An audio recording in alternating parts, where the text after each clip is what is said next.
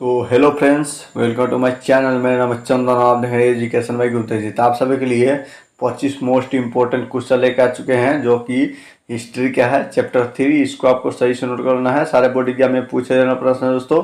अगर उससे पहले मेरे चैनल पर पहली बार आए हैं तो मेरे चैनल को सब्सक्राइब और साथ में बेल आइकन दबा देगा, ताकि हमारा कोई भी नया वीडियो अपलोड हो दोस्तों तुरंत आप तक पहुंच जाए। तो चलिए बिना समय का क्वेश्चन को चलते हैं। तो आपको फर्स्ट नंबर में दिया है, 1 नंबर में, लंदन में अनिवार्य प्राथमिक शिक्षा कब लागू हुई थी दोस्तों? लंदन में अनिवार्य प्राथमिक शिक्षा कब लागू हुई थी?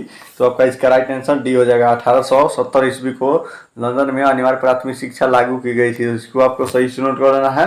तो चलिए दूसरे नंबर आपको दिया जाए, कौन सा सामाजिक वर्ग की बुद्धिजीवी वर्ग के रूप में उभर कर आया था दोस्तों? कौन सा सामाजिक वर्ग बुद्धिजीवो वर्ग के रूप में उभर कर आया था? तो आपका इसका राइट आंसर डी हो जाएगा, मध्यम वर्ग का हो जाएगा। ये मध्यम वर्ग बुद्धिजीवो वर्ग के उभर कर आया था। इसको आपको सही से नोट करना, मध्यम वर्ग हो जाएगा। तो चलिए अगले क्वेश्चन को चलते हैं। तो आपको तीसरे नंबर में दिया, पूंजीपति वर्ग के द्वारा किस वर्ग का शोषण होता है दोस्तों? पूंजीपतियों वर्ग के द्वारा किस वर्ग का शोषण होता है? तो आपका इसका राइट आंसर 3 के डी हो जाएगा, सभी वर्गों का। मतलब श्रमिक, मध्यम, कृषि, सभी वर्गों का शोषण होता है। इसको आपको सही से नोट कर लेना है।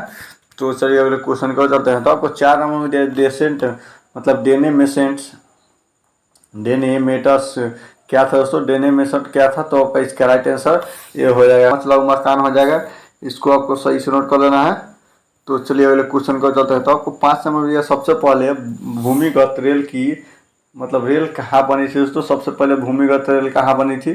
तो आपका इसका राइट आंसर 5 के ये नंबर हो जाएगा, लंदन और फैरिंग्स ऑन स्ट्रीट के बीच हुई थी दोस्तों। इसको आपको सही से नोट करना है। तो चलिए अगले क्वेश्चन को चलते हैं। तो आपको 6 नंबर में सबसे पहले भूमिगत रेल कब बनी थी दोस्तों? सबसे पहले भूमिगत रेल कब बनी थी? तो आपका इसका राइट आंसर हो जाएगा 1863 ईस्वी को भूमिगत रेल बनी थी। इसको आपको सही से नोट करना है। तो चलिए अगले क्वेश्चन को चलते हैं। तो आपको 7 नंबर में दिया, गार्डन सिटी की अवधारणा किसने विकसित की थी दोस्तों? गार्डन सिटी की अवधारणा किसने विकसित की थी? तो आपका इसका राइट आंसर 7 के ये नंबर हो जाएगा, ये। तो आपका इसका राइट आंसर ये हो जाएगा, ये बेंजर हावर्ड हो जाएगा। इसको आपको सही से नोट करना है। तो चलिए अगले क्वेश्चन को चलते हैं। तो आपको 8 नंबर में, खूनी रविवार किससे कहा जाता है दोस्तों? खूनी रविवार किससे कहा जाता है?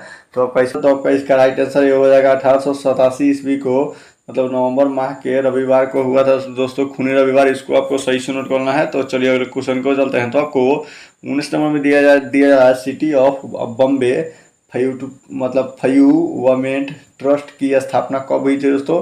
तो आपका इसका राइट आंसर ये हो जाएगा, 1898 ईस्वी को स्थापना की गई थी। इसको आपको सही से नोट करना है। तो चलिए अगले क्वेश्चन को चलते हैं। तो आपको 10 नंबर में दिया, पटना में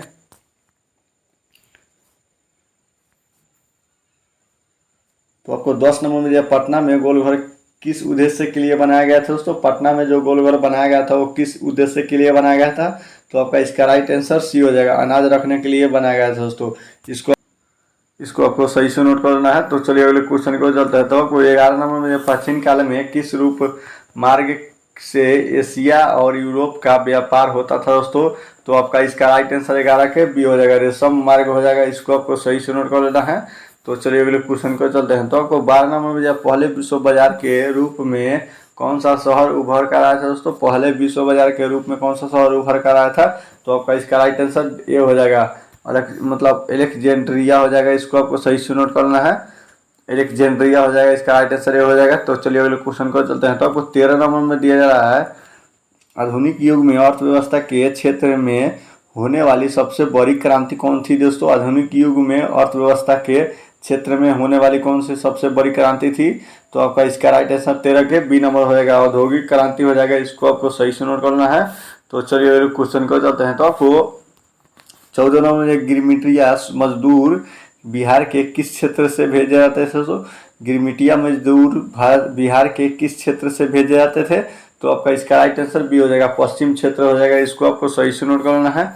तो चलिए अगले क्वेश्चन का चलते हैं। तो आपको 15 नंबर में दिया जाए, विश्व बाजार का विस्तार आधुनिक काल में किस समय में आरंभ हुआ था दोस्तों? विश्व बाजार के आधुनिक काल में किस समय आरंभ हुआ था? तो आपका इसका राइट आंसर 15 के सी नंबर 19वीं सदी में हो जाएगा। इसको आपको सही से नोट करना है।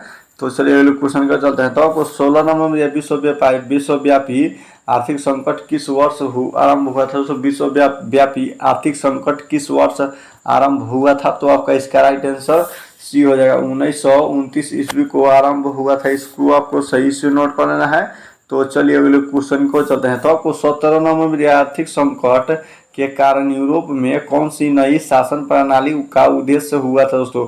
आर्थिक संकट के कारण यूरोप में कौन सी नई शासन प्रणाली का उद्देश्य हुआ था। तो आपका इसका राइट आंसर सी हो जाएगा। मतलब फांसीवादी नाजीवादी शासनकाल, मतलब शासनकाल फांसीवादी नाजीवादी शासनकाल, इसको आपको सही से नोट करें। इसका राइट आंसर सी हो जाएगा। तो चलिए अगले क्वेश्चन को चलते हैं। तो आपको 18 नंबर में दिया ब्रेटन वुड्स सम्मेलन किस वर्ष हुई थी दोस्तों। ब्रेटन वुड्स सम्मेलन किस वर्ष हुई थी। तो आपका इसका राइट आंसर 18 के सी नंबर 1944 ईस्वी को ब्रेटन वुड्स सम्मेलन हुई थी, इसको आपको सही से नोट कर लेना है। तो चलिए अगले क्वेश्चन को चलते हैं। तो आपको 19 नंबर में दिया भूमंडलीकरण की शुरुआत किस दशक में हुई थी दोस्तों। भूमंडलीकरण की शुरुआत किस दशक में हुई थी।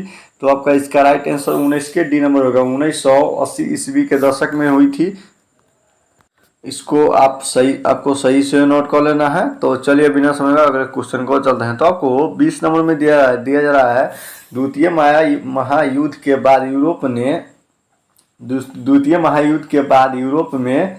यूरोप में कौन सी संस्था का उद्देश्य आर्थिक दुर्भाषाओं को समाप्त करने के लिए हुआ था दोस्तों।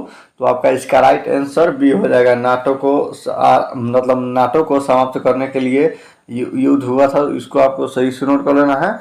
तो चलिए अगले क्वेश्चन को चलते हैं। तो आपको ये क्वेश्चन में दिया चीन में क्रांति कब हुई थी दोस्तों। चीन में क्रांति कब हुई थी। तो आपका इसका राइट आंसर ये हो जाएगा 1949 ईस्वी को, इसको आपको सही से नोट कर लेना है। तो चलिए अगले क्वेश्चन को चलते हैं। तो आपको 22 नंबर में अमेरिका का पता किसने लगाया था दोस्तों। अमेरिका का पता किसने लगाया था। तो आपका इसका राइट आंसर सी हो जाएगा। Vasco D gamma. अमेरिका का पता किसने लगाया था। तो आपका इसका राइट आंसर 22 के सी हो जाएगा। मतलब अमेरिका का पता किसने लगाया था। तो आपका इसका राइट आंसर सी हो जाएगा। कोलंबस हो जाएगा, इसको आपको सही से नोट करना है। तो चलिए अगले क्वेश्चन को चलते हैं। तो आपको 23 समझ में IMF और विश्व बैंक के नाम करना कब शुरू की गई थी दोस्तों। IMF और विश्व बैंक ने नाम कराना कब शुरू की गई थी। तो आपका इसका राइट आंसर 13 के बी नंबर हो जाएगा। 1947 ईस्वी को शुरू की गई थी, इसको आपको सही से नोट करना है। तो चलिए अगले क्वेश्चन को चलते हैं। तो आपको 24 नंबर में दिया है कार्न लॉ किस देश का कानून था दोस्तों। कार्न लॉ किस देश का कानून था।